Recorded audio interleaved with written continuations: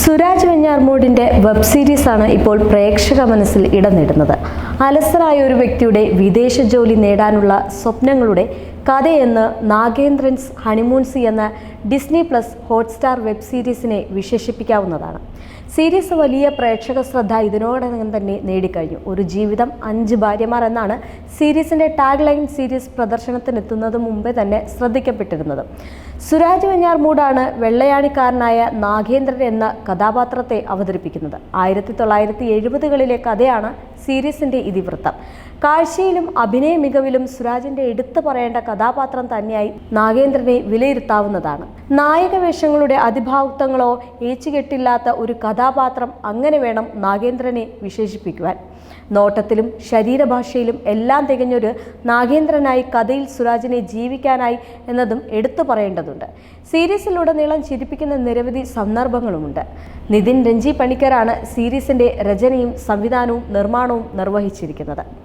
വെള്ളയാണിയിൽ നിന്നുള്ള കഥയുടെ തുടക്കത്തിൽ തന്നെ ഡയലോഗുകൾ പോലുമില്ലാതെ നാഗേന്ദ്രൻ്റെ സ്വഭാവത്തിലെ പ്രത്യേകതകളെ കൃത്യതയോടെ പ്രേക്ഷകരിലെത്തിക്കാൻ നിതിൻ്റെ സംവിധായ മികവിന് സാധിച്ചിട്ടുണ്ട്. നാഗേന്ദ്രൻ്റെ അമ്മയുടെ പ്രകടനവും കയ്യടി നേടി. ജീവിതത്തിൽ ഒന്നിനെക്കുറിച്ചും ലക്ഷ്യബോധമില്ലാതെ പ്രായമായ അമ്മയുടെ വരുമാനത്തിൽ ജീവിക്കുന്ന ഒരു മകൻ. ഭക്ഷണമില്ലാതെ മറ്റൊന്നിനും ആനന്ദം കണ്ടെത്താൻ അയാൾക്ക് കഴിയുന്നില്ല. നാഗേന്ദ്രൻ്റെ ഉറ്റ ചങ്ങാതിയായി സ്ക്രീനിലെത്തുന്ന പ്രശാന്ത് അലക്സാണ്ടറുടെ സോമൻ എന്ന കഥാപാത്രമാണ് കഥയുടെ ഒഴുക്കിനെ നിയന്ത്രിക്കുന്ന മറ്റൊരു കഥാപാത്രം. രസികനും അതിനൊപ്പം കുരുട്ടുബുദ്ധിക്കാരനുമായ സോമൻ എന്ന കഥാപാത്രം പ്രശാന്തിൻ്റെ ഏറ്റവും മികച്ച പ്രകടനങ്ങളിലൊന്നായി കണക്കാക്കാം. നാടകക്കാരനും കല്യാണ ബ്രോക്കറുമൊക്കെയായി സോമനാണ് നാഗേന്ദ്രൻ്റെ ജീവിത പ്രശ്നങ്ങൾക്ക് പരിഹാരമുണ്ടാക്കുന്നത്. പേർഷ്യയിൽ നിന്നെത്തിയ സുഹൃത്തിൻ്റെ ആഡംബരത്തിലും സമ്പത്തിലും ആകൃഷ്ടനായ നാഗേന്ദ്രന് വിദേശത്ത് പോകാൻ മോഹമുണ്ടാകുന്നു. ഒരു ചായ ഗ്ലാസ് കഴുകിപ്പോലും പണിയെടുക്കാത്ത അയാൾക്ക് അതിനുള്ള പണമുണ്ടാക്കാൻ കഴിയുന്നില്ല. തുടർന്ന് അമ്മാവിൻ്റെ മകളെ വിവാഹം കഴിച്ച് സ്ത്രീധനം നേടാമെന്ന ചിന്തയിൽ അയാൾ എത്തുന്നു. എന്നാൽ അതും അയാൾക്ക് തിരിച്ചടിയാകുന്നു. വിവാഹം എന്നതും പണമുണ്ടാക്കാനുള്ള മാർഗമായി അയാൾ കരുതുകയും വീണ്ടും ആൾമാറാട്ടത്തിലൂടെ മറ്റൊരു വിവാഹത്തിന് അയാൾ ഒരുങ്ങുകയും ചെയ്യുന്നു. ഇങ്ങനെ തുടർച്ചയായ 5 കല്യാണങ്ങളും അതിനോടനുബന്ധിച്ച രസകരമായ സംഭവങ്ങളുമാണ് കഥയുടെ ഉള്ളടക്കം.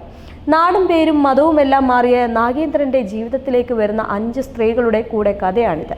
മാനസിക വെല്ലുവിളിയുള്ള ലില്ലിക്കുട്ടിയായി സ്ക്രീനിലെത്തുന്ന ഗ്രേസ് ആൻ്റണിയുടെ കഥാപാത്രം വലിയ രീതിയിൽ പ്രേക്ഷക ശ്രദ്ധ നേടുകയുണ്ടായി. ജാതിമരം കുലുക്കുന്നത് പോലെ അത്രയും മക്കളെ വേണമെന്നുള്ള അവളുടെ ആഗ്രഹവും തികഞ്ഞ നിഷ്കളങ്കതയോടെയാണ് ഗ്രേസ് ആൻ്റണി അവതരിപ്പിച്ചിരിക്കുന്നത്.